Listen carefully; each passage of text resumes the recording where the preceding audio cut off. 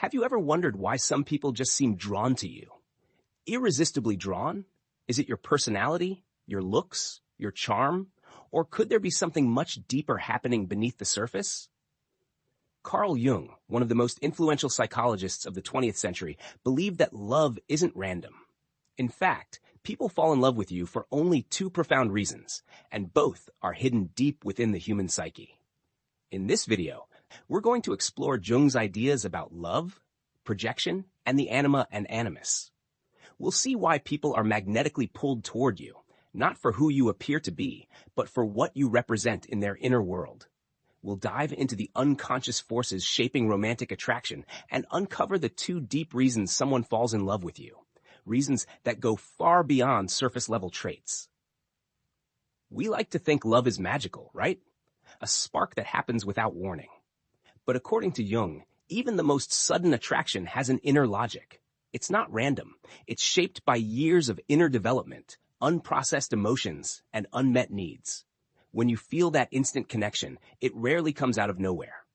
There's a hidden structure, an invisible architecture of the psyche guiding you towards certain people and away from others. Reason 1. You represent something they lack. Jung called this projection.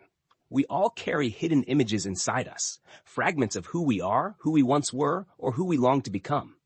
These fragments are often buried in our unconscious, but they don't disappear. Instead, they speak through other people.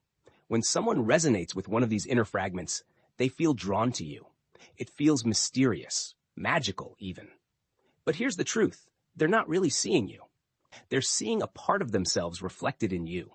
For example, imagine someone who's been cautious, reserved, maybe even afraid of emotional exposure. Then they meet someone bold, expressive, unapologetically free, and they feel captivated.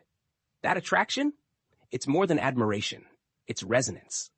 They see in you something dormant inside themselves, a potential they've buried for years. This is why opposites attract. A rational person may fall for someone deeply emotional.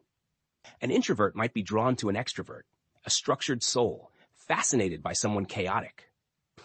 But here's the catch. If they don't recognize that what they admire in you is something they could develop themselves, they may cling not out of love, but out of unconscious need. And the moment reality interrupts their idealized image, the attraction can fade. Reason 2. You activate an inner archetype. Jung took this idea further with the anima and animus, unconscious images of the opposite gender living deep within us. Every man carries a hidden image of the feminine, his anima. Every woman carries a hidden image of the masculine, her animus. These aren't cultural preferences. They're inner blueprints shaped by early relationships, culture, myth, and the collective human psyche. Over time, these archetypes become emotionally charged. Then, one day, someone appears who seems to fit them perfectly, and suddenly, the attraction is overwhelming. There's a sense of familiarity, of I've known you forever, even if it's the first time you've met. It feels like destiny, soul recognition, ancient memory. But Jung would caution, it's not fate. It's your psyche seeing its own internal design reflected in another human being. You awaken something inside them. You become a living symbol of an unconscious pattern. That's why it feels immediate, irrational, almost magnetic. The problem with projection. Here's the tricky part. When people fall in love with a projection, an inner image, they're not really seeing you.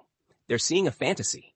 The moment your humanity appears, your flaws, contradictions, simple reality, the illusion can crumble.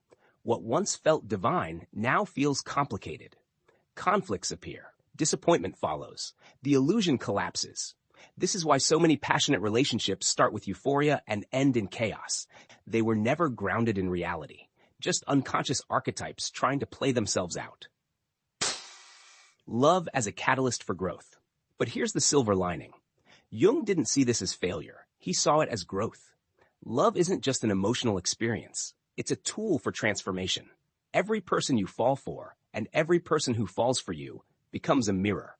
They reflect parts of yourself that are hidden, dormant, or underdeveloped. Some awaken creativity. Some reveal fears. Some show potential. All of them push you toward becoming whole. When someone falls in love with you, they might think it's magic, and it is. But the magic is in what you awaken inside them. You're not just a person. You're a symbol, a psychological invitation.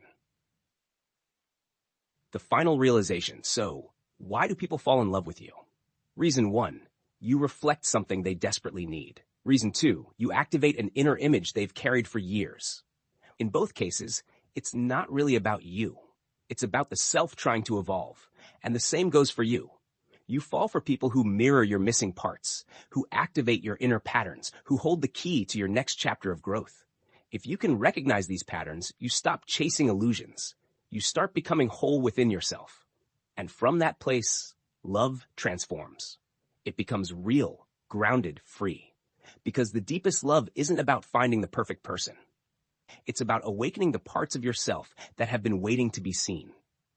The next time someone falls in love with you, or you feel that deep pull toward another, ask yourself, what part of the soul is waking up right now?